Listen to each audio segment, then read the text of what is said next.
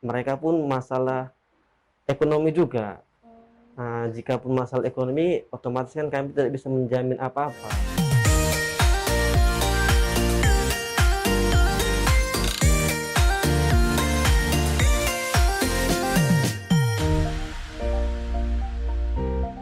Hai guys, balik lagi sama kita di Stipa Talk Tour. Nah, di kesempatan kali ini kita mengunjungi SMK Yahdi.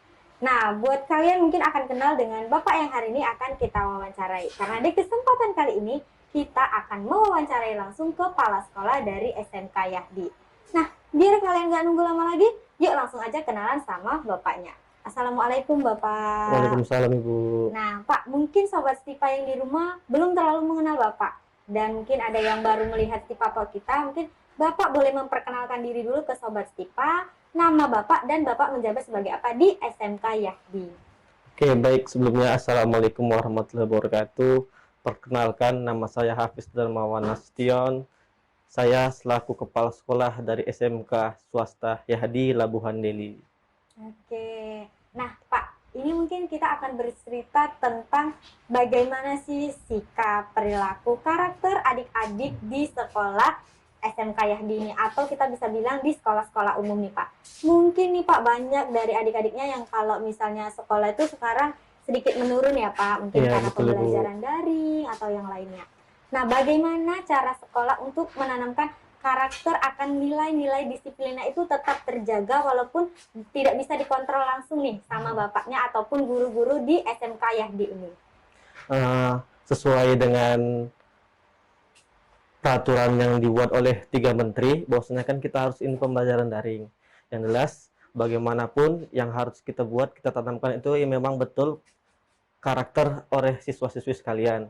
Dimana kedisiplinan itu memang harus kita tanamkan pada anak-anak kita yang di sekolah ini.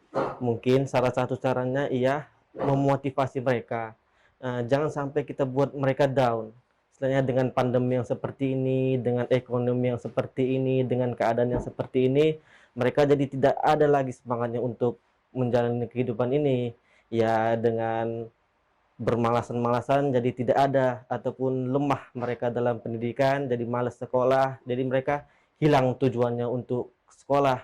Padahal yang paling utama ya kita tahu pun sudah banyak di zaman era globalisasi ini, ijazah yang paling penting untuk kita mencari pekerjaan yang lebih layak.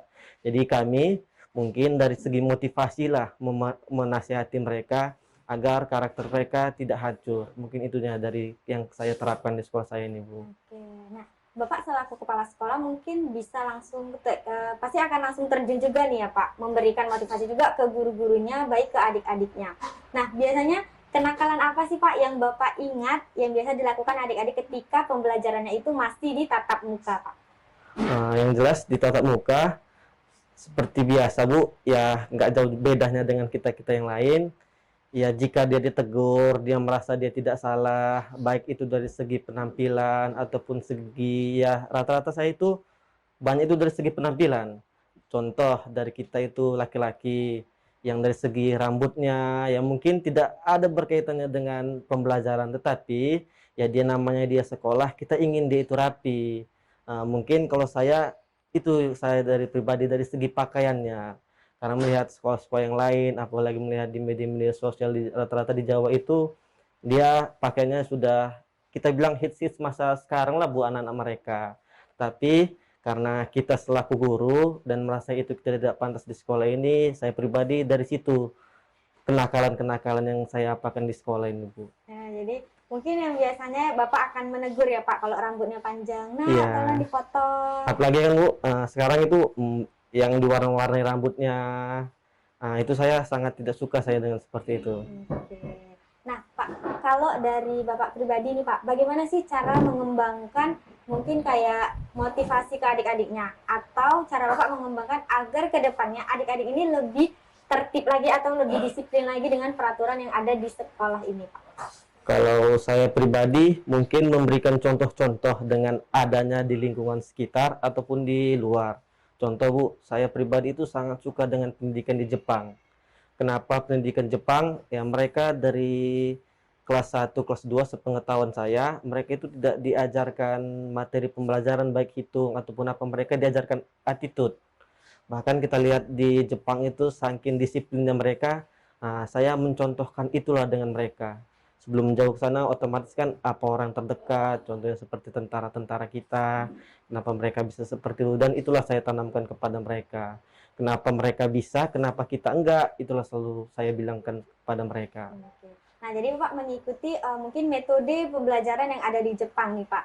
Nah, jadi kalau misalnya nih Pak, metode dari Bapak sendiri mungkin kalau secara pribadi, Bapak ini ingin adik-adiknya ini seperti apa sih Pak ke depannya? Yang dari diri Bapak pribadi. Kalau saya yang pertama sih, yang pertama itu tadi, ketuhanan. Saya ingin mereka, ya walaupun apapun yang terjadi, kita tetap berdoa. Istilahnya walaupun tidak berdoa dengan mengucap Bismillah, ya walaupun dengan itu, ya insya Allah semua kegiatan kita akan berjalan dengan dirahmatin oleh Allah Subhanahu Wa Taala. Itu yang pertama. Yang kedua, barulah mereka tidak pun ke dengan orang tua untuk mereka pribadi. Istilahnya mereka itu mengerjakannya itu bukan untuk siapa-siapa, tapi untuk mereka sendiri, bukan untuk kami ataupun untuk orang tuanya, yang jelas itu untuk mereka sendiri. Lalu itu yang kedua. Yang ketiga, barulah untuk orang-orang yang terdekat mereka. Ya saya pribadi sih berharapnya seperti itu dengan mereka. Oke. Nah Pak, selama pembelajaran daring, kesulitan apa yang mungkin dialami baik dari Bapak sendiri ataupun guru-guru yang mungkin sering sharing nih ke Bapak? Kira-kira apa nih Pak kesulitannya? Ya kalau kesulitan yang pertama itu memang yang paling utama itu ialah masalah kuota atau masalah dananya. Ya mungkin sampai bulan 12 kemarin kami selaku guru itu mendapat kuota subsidi gratis dari pemerintah sendiri. Tapi bagi murid-murid itu hanya sekali sepengetahuan saya mereka dapat kuota. Nah, jadi yang paling jelas, paling utama itu selama pembelajaran daring ini kuota internetnya. Itu mungkin dari saya. Nah, kalau dari sekolah-sekolah lain nih ya Pak, misalnya ketika adik-adiknya tidak datang misalnya 2 hari atau 3 hari. Nah, dari sekolah ini ada nggak sih Pak kegiatan kunjungan ke rumah agar mengetahui nih informasi terbaru kenapa adik-adiknya tidak mengikuti kelas dari sekolah ini gitu? Iya, tentu saja ada. Di sini kan dia tetap, itu kan anak-anak itu tetap kita spesifikasi atau masukkan ke dalam kelas-kelas, Bu. Dan tentu saja di dalam kelas-kelas itu dia ada wali kelasnya. Jadi, jika dia tidak mengumpulkan tugas, kami kasih waktu beberapa lama. Jika dia konsisten tidak mengumpulkan tugas dan tidak ada kabar, selanjutnya wali kelasnya itu mengunjungi dia lagi. Dan sekali, 2 kali, 3 kali tidak ada, barulah diproses, dinaikkan dia itu ke BP. Dan jika ada pun tidak ada, BP tidak sanggup, barulah dia dinaikkan ke kepala sekolah. Begitulah sistem yang ada di sekolah ini, gitu dia, Bu. Oke, nah Pak, mungkin nih dari selama daring kan Pak udah hampir mau 1 tahun kita daring nih Pak. Masalah apa sih Pak yang menurut Bapak nih paling berat selama menghadapi di masa pandemi ini Pak? Seperti yang kami alami sebagai guru tadi, Bu, sama. Mereka pun masalah ekonomi juga. Nah, jika pun masalah ekonomi, otomatis kan kami tidak bisa menjamin apa-apa. Nah, dengan kecuali kalau misalnya masalah dengan lain, otomatis kami bisa memperbaikinya ataupun motivasinya.